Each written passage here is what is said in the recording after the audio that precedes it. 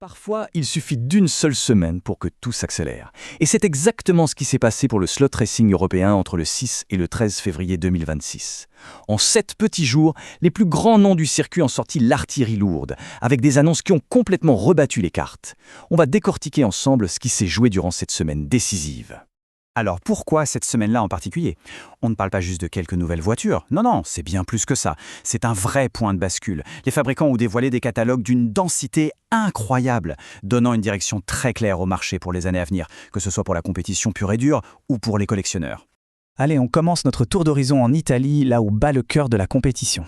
2 géants, NSR et Slot.it, viennent de lancer ce qu'on peut appeler une véritable offensive.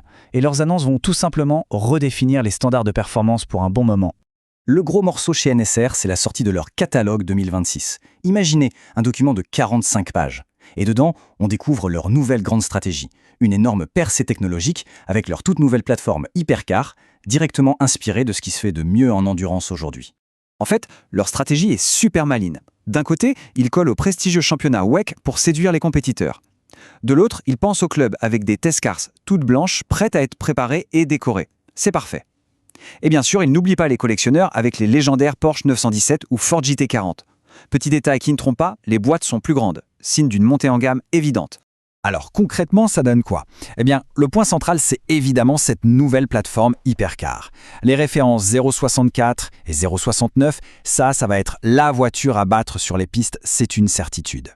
Mais ils ne mettent pas tous leurs œufs dans le même panier. La sortie de la Corvette C8.R montre qu'ils continuent de couvrir tout le champ de l'endurance moderne. Allez, on passe maintenant chez Slot.it. Eux aussi ont bien sûr présenté leur programme pour 2026-2027, mais la grosse info de la semaine de leur côté, c'est l'arrivée d'un modèle très attendu, notamment sur le marché français, avec une approche assez originale. Et la voilà, l'Audi R8 LMS GT3 Evo 2 en version RAW. Bon, elle a l'air un peu nue comme ça, c'est vrai, mais c'est tout l'intérêt. C'est une voiture pensée pour les puristes, ceux qui veulent de la performance brute, sans fioritures. Le concept RAW, qu'est-ce que c'est? En fait, c'est une idée toute simple mais géniale. La voiture arrive sans déco. Premier avantage, le prix. Forcément, il est optimisé. Et deuxième avantage, et pas des moindres, ça donne une base parfaite pour les équipes de clubs qui veulent peindre la voiture à leur couleur. C'est une démarche qui parle directement aux compétiteurs. Bon, après l'Italie, direction l'Espagne. L'Espagne, c'est un peu devenu le laboratoire de la F1 du slot, si on veut. C'est là-bas que des marques comme Scalotto ou Permanence a repoussé les limites de la mécanique de précision. Et justement, le 11 février, il s'est passé un truc important. Scalotto a ouvert les inscriptions pour ses 24 heures WES GT. Alors pourquoi c'est si important? Eh bien parce que le règlement technique de cette course, c'est lui qui va donner le la pour tous les championnats de clubs en Europe, et en particulier en France. C'est là que les standards sont définis. Et en même temps, la marque sort du lourd avec ses nouveaux modèles GT2 en version R.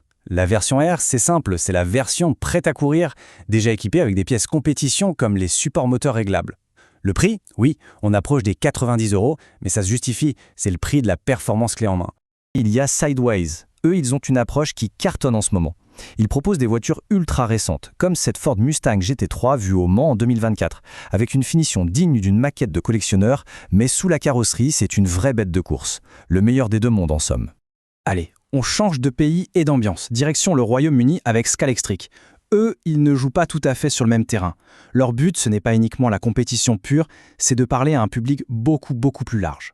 Pour l'endurance, leur modèle phare, c'est cette superbe Porsche 963 du Mans 2024. Ok, on est d'accord, ce n'est pas une machine de guerre prête pour la compétition comme une NSR, mais regardez-moi ce niveau de détail. C'est vraiment la porte d'entrée idéale pour tous les fans de sport auto. Mais là où Scalextric est très fort, c'est dans sa façon d'aller piocher dans la pop culture. Le catalogue 2026, c'est un festival. James Bond, Fast and Furious, et alors là, le clou du spectacle, un pack avec une Ford Transit et une escorte MK1. C'est une stratégie géniale pour attirer de nouveaux collectionneurs et les plus jeunes. Bon, on a parlé des marques, mais le slot, c'est avant tout une communauté de passionnés. Et sur ce point, il faut le dire, la scène française est un exemple du jour. C'est très structuré, et il y a un niveau d'expertise technique qui est juste impressionnant. Pendant cette fameuse semaine, ça a discuté sec sur le France Slot Forum, qui est vraiment le cœur battant de la communauté. Et attention, les sujets sont hyper pointus. Ça débat des différences de performance entre deux moteurs supposés identiques, de l'optimisation des voitures grâce à l'impression 3D. Il y a même un projet de course par correspondance. Ça montre à quel point la passion est là. Tenez, un chiffre pour bien comprendre ce niveau d'expertise. 3,8 grammes. C'est le poids d'un nouveau support moteur imprimé en 3D par Slotting Plus. C'est une toute petite pièce, mais elle change tout. Elle rend accessible des réglages de précision qui, avant, étaient réservés à une élite. C'est ça, l'expertise de la communauté. Si on prend un peu de recul maintenant, cette semaine intense nous montre aussi des grandes tendances qui dessinent le marché de demain, que ce soit au niveau des prix ou de la technologie. Ce qui saute aux yeux, c'est que le marché est vraiment coupé en deux. D'un côté, on a les voitures de compétition pure et dure chez NSR ou Scalauto, entre 88 et 100 € avec des pièces de pointe. Et de l'autre, le segment loisirs et collections mené par Scalextric, où on reste sous les 60 €. Et c'est crucial de conserver cette porte d'entrée accessible pour les débutants. Et attention, la sophistication, ce n'est pas que sous le capot des voitures. La poignée de contrôle, ce qu'on a dans la main, eh bien ça aussi, c'est en pleine révolution.